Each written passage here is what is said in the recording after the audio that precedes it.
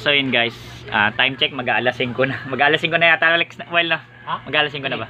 Ha? 3:58, mag-aalas 4. So ginagawa namin yung bendo ni Pares Perry.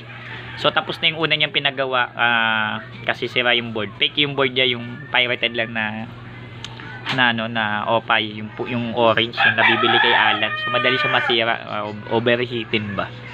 So tumagal naman ng halos 3 linggo bago nasira, lalo kung hindi maganda yung pagkakagawa. Ayun.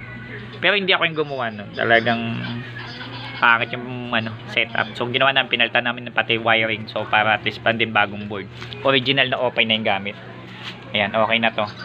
So okay na to. Dito din to guys sa bars, si Brother Ruel, siya na yung gumawa.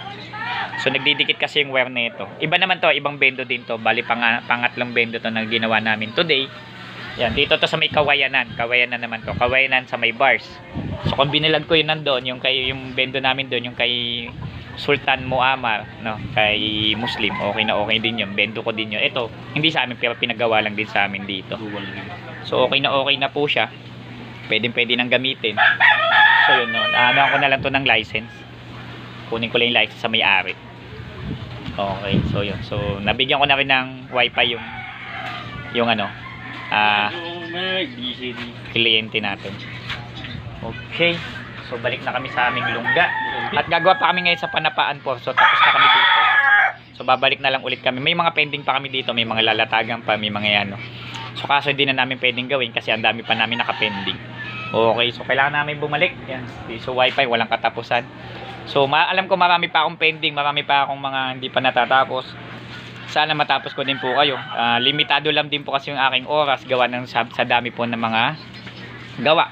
So sa akin, budget lang din. Siyempre may personal din akong gawa, may mga paggawa. So siyempre po binabudget natin. At the same time, hindi po maganda yung panahon ngayon. Siyempre ang hirap din naman po mag-travel. Maghapon po akong basa. Kahit na sabi mong San Pedro Laguna, kahit na mabasa po kami ng ulan, wala po akong choice kasi nag-commit po ako. So hanggat maaari, kaya kong bawasan lahat ng mga atraso ko ng mga gawa, ay gagawin po natin yan. Pero by schedule nga lang tayo mangyayari dahil sa dami din po. So yung iba po kasi nang babaraso agad, gusto agad sila yung unahin, lalo't hindi naman sa akin galing yung piso wifi. O yung even naman yung iba, kahit naman sa akin galing, ang nangyari, biglaan, ngayon pala nasira, ang gusto agad yung mauna. So by schedule naman po tayo.